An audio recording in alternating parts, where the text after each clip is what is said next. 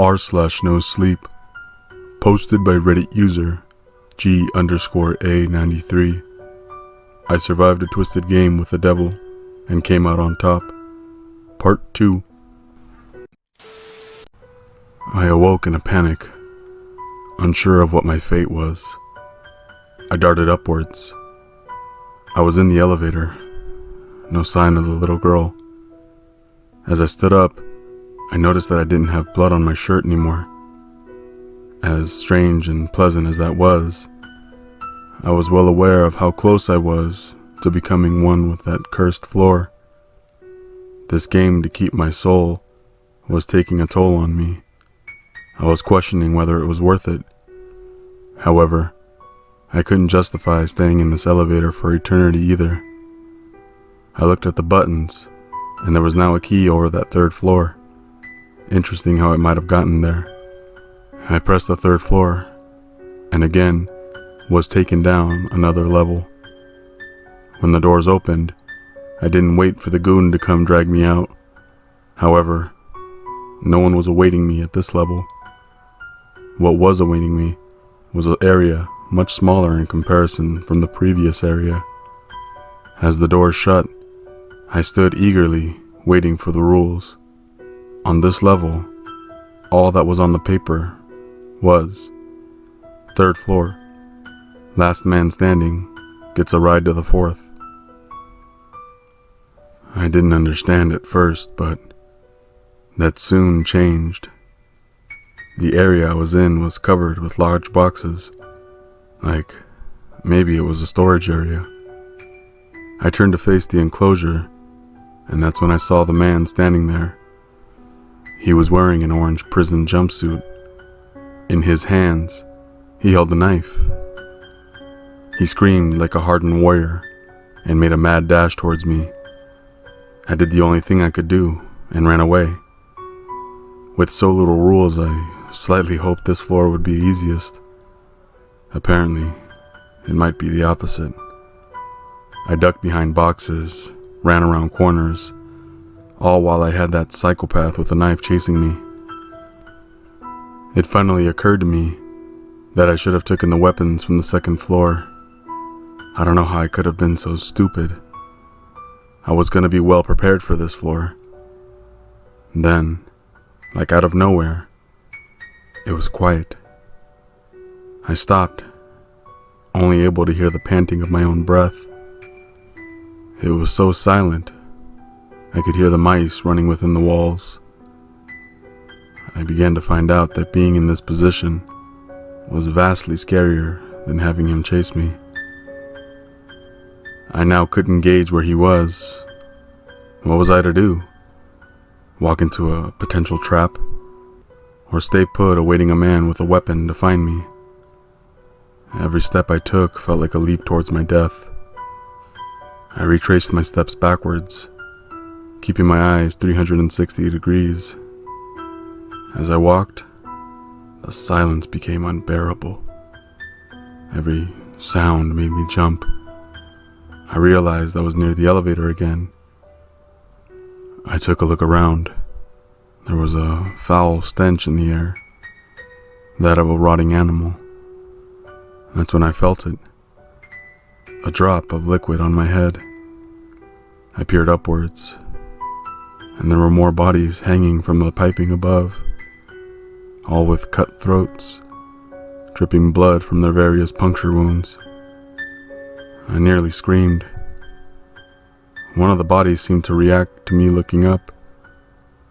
Through the darkness, I could see eyes that didn't look dead, eyes that were focused right on me. Knife in teeth, he jumped atop of me and wrestled me to the ground. In coming down, he lost the knife. We began to roll around, trying to outmuscle each other. Why? This made no sense.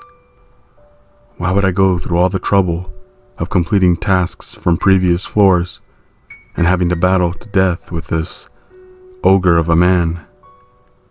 And then, it hit me. There were some rules that beastly Oxman gave me. I was one of 3 other people fighting for their situation. Of course, he was trying to escape this hell too. I knew with all my heart I had to overcome this bastard. I began to rip at his flesh. I used my nails, teeth, anything I could possibly use to hurt this man. Eventually, I jammed my thumb into his eyeball. He backed off for a second, and then we both went for the knife. As if in total sync, we jumped for the weapon, again wrestling around, trying to gain control. I knew he had the strength advantage, so I did what I had to do. I latched onto his nose and began to bite down as hard as I could. With ease, I ripped his nose off, blood trickling out of his face as he screamed. Putting his hands over his face, I hear nothing but fuck yous and pleading for his life. I grab the knife and I walk up to this man. I looked into his eyes and I did something I've never done. "I'm sorry, sir. You know this has to be done." I apologized before cutting his throat clean open. His eyes had a mixture of fear and contentment. He bled out on the floor as the doors to the elevators opened back up. Covered in blood, I walked back through and came to see the light of the 4th floor awaiting my presence. For someone who was a sobbing mess a mere 3 floors ago, I was doing quite well. I pressed the 4th floor button, again, feeling the dreaded descent further into what I could only imagine was my personal hell. On the way down, I could only imagine the horror this floor could hold. When the doors opened, I was back in the main hub. Not the one with the devil children and creepy surgeons. The main hub where I had originally come from. I nearly collapsed on the floor. Was it over? Was I finally able to escape the hell I'd been forsaken to? I cautiously walked out. The guard standing by the elevator looked towards me, and I've never found someone's eyes so beautiful in my life. They were crystal blue. He reached out his hand. "You okay, son? You look pale as a ghost." I nearly collapsed into this man's arms, tears of joy welling up in my eyes. "You don't understand. I've been in a horrible nightmare. I paused. Over his shoulder, I watched the doors to the elevator close, revealing a piece of paper with writing on it.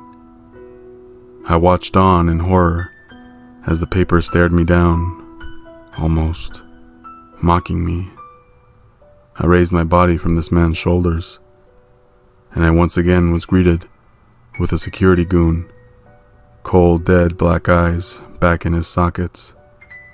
He stood emotionless, pointing towards the door. I looked around the hub. Once glowing with life and activity, was now desolate and empty.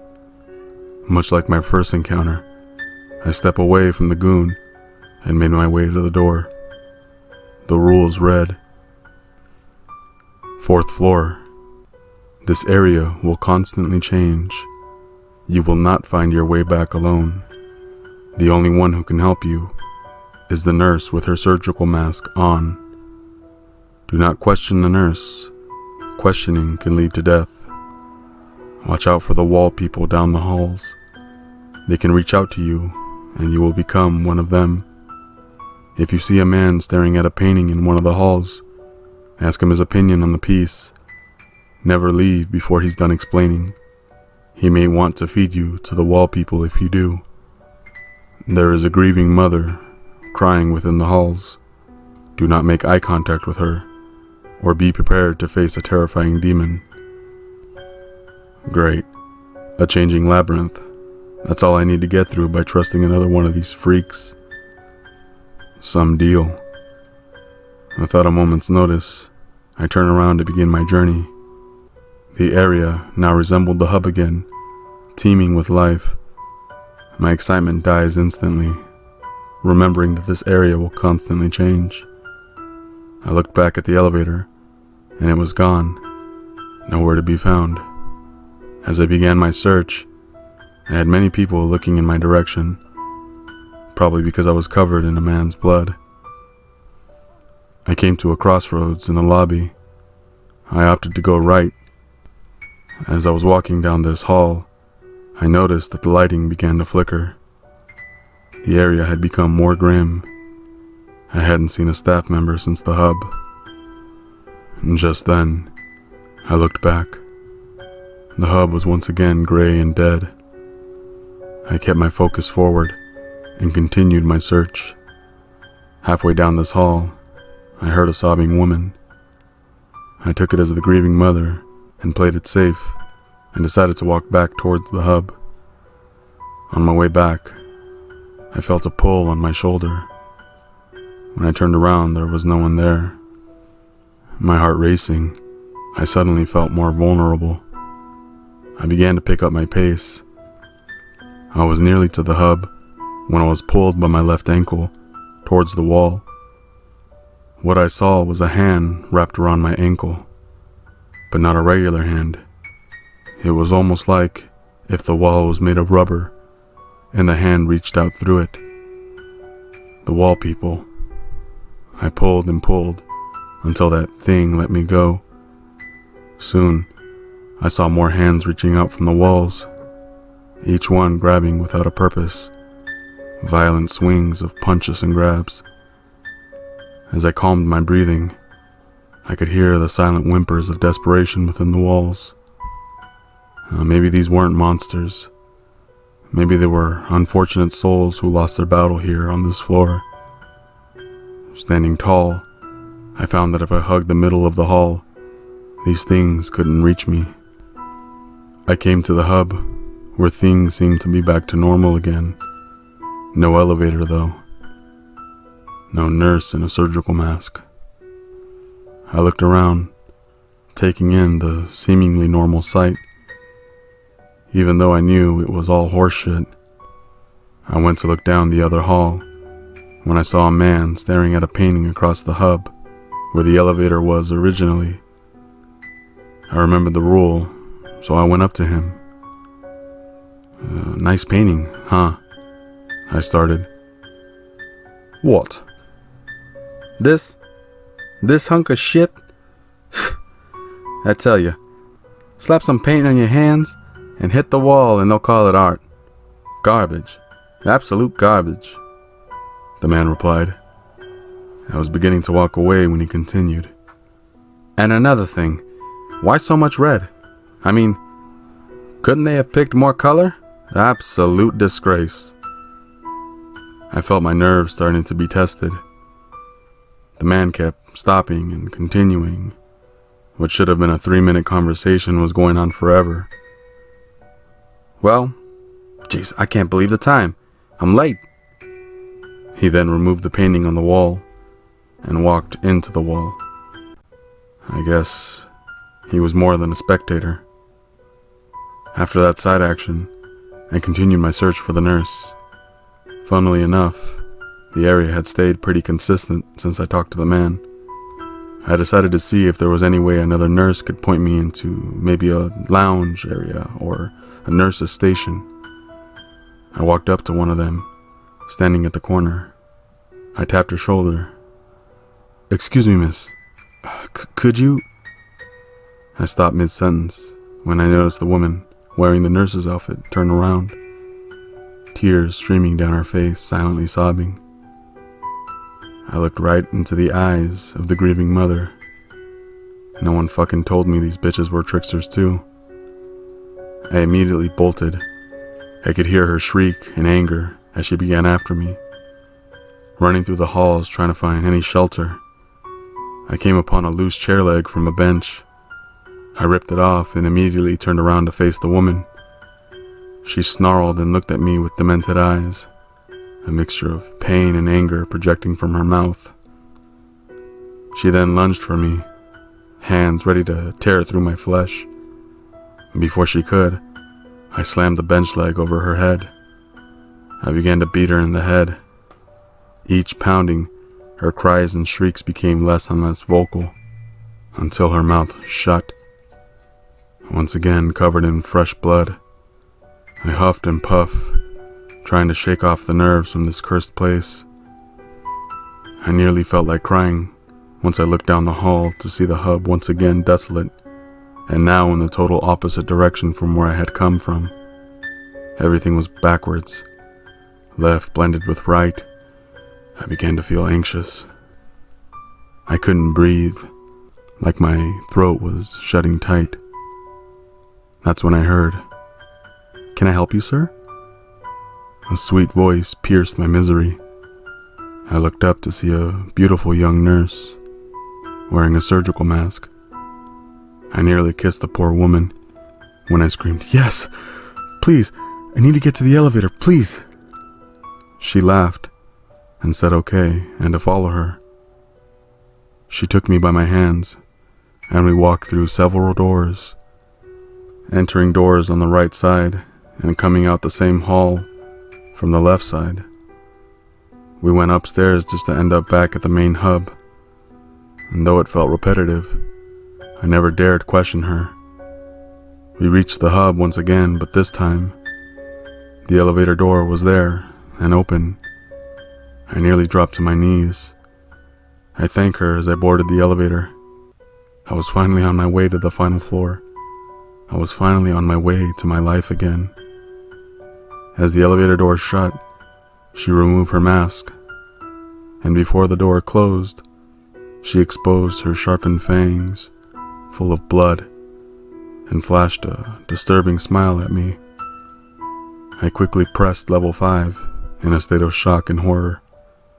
I was beginning to imagine what that thing could do to me if I wanted to, when all of a sudden, I started going